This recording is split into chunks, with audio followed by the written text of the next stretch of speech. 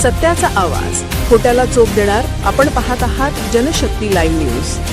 निर्भीड बातम्या, निडर पत्रकारिता. मुरगुडमध्ये इंडियन गॅस एजन्सीवर प्रचंड गर्दी, नागरिक त्रस्त. मुरगुड तालुका कागल, प्रतिनिधी सर्जेराव भाट. मुरगुड येथे आज इंडियन गॅस एजन्सीवर प्रचंड गर्दी उसळल्याचे चित्र पाहायला मिळाले.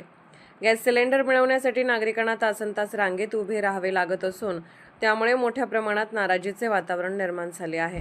सकाळपासूनच लांबच लांब रांगा. सकाळी लवकरपासून एजन्सीसमोर नागरिकांनी गर्दी केली होती. अनेक जण सकाळी 6 वाजल्यापासून रांगेत उभे असल्याचे दिसून आले.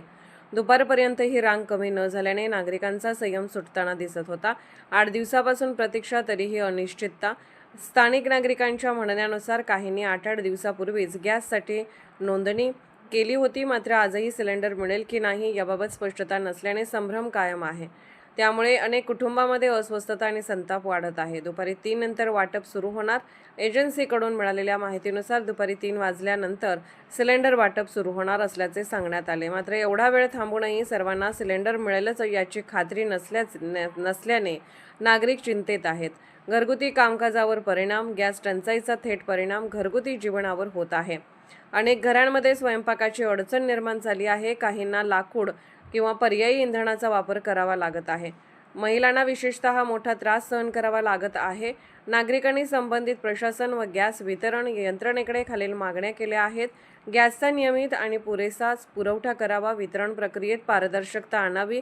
ज्येष्ठ नागरिक महिलांसाठी वेगळी व्यवस्था करावी. ऑनलाईन बुकिंगनंतर वेळेत डिलिव्हरी सुनिश्चित करावी. या संपूर्ण प्रकाराकडे स्थानिक प्रशासनाने तातडीने लक्ष देण्याची गरज आहे. पुरवठा साखळीतील अडथळे दूर करून नागरिकांना दिलासा देण्यासाठी ठोस उपाययोजना करणे आवश्यक असल्याची मागणी जोर धरत आहे.